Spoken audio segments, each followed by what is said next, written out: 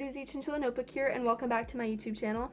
So today's video is going to be on how to give your chinchilla the best life possible, and I'm only going to be sharing a few of the things that you can do to keep your chinchilla's quality of life up.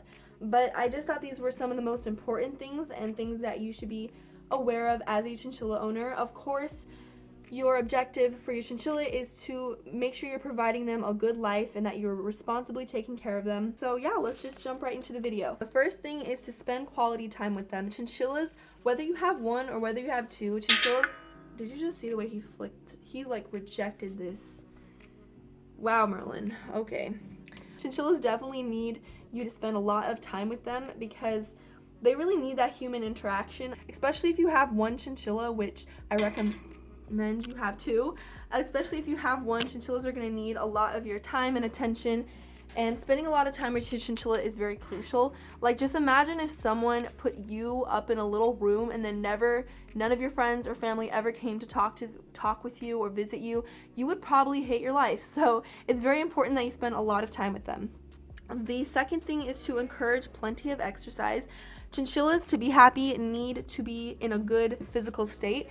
So you want to make sure that they're, exercising on their wheel, that they have a lot of playtime where they can run and jump off walls. And that's why playtime is also really important. They need to be able to run around, not confined to a cage, you know what I mean? So wheels are great for exercise, but you also need to provide them with a lot of playtime. And also, don't make the mistake of giving them playtime in the morning when they're really tired or in the middle of the day. Like, try your best to put some time aside for the evening or when you know that they're most active. Because when I let Merlin out in the middle of the day, he literally just sits in one spot and doesn't move, and he doesn't want to because he's tired. So when I let him out at night, it's a huge difference. He's running around, he's having fun, he's exploring, he's wall surfing, and that's what you want when you give them playtime. The third thing is to monitor their diets and how many treats they eat.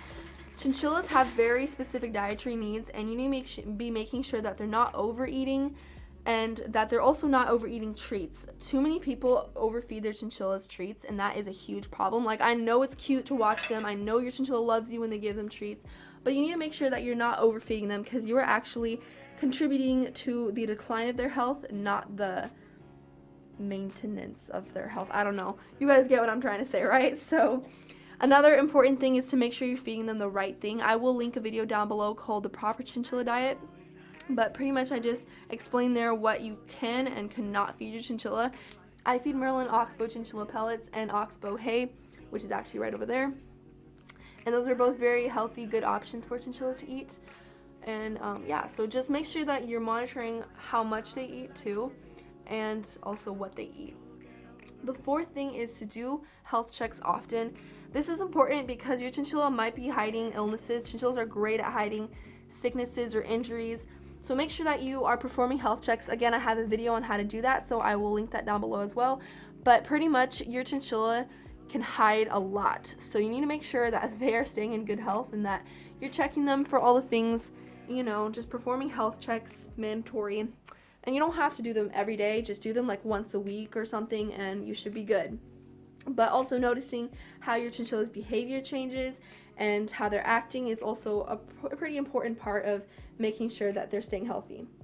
The last thing is to maintain a clean cage. So obviously chinchillas poop a lot, and if you're a chinchilla owner, you know this. So don't expect the cage to not get messy. Like, you need to stay on top of cleaning and try to do it every day. If you can, sweep them up in the morning when you wake up, and then also at night when you give them playtime, or I don't know what your routine is, but try to do it as often as possible.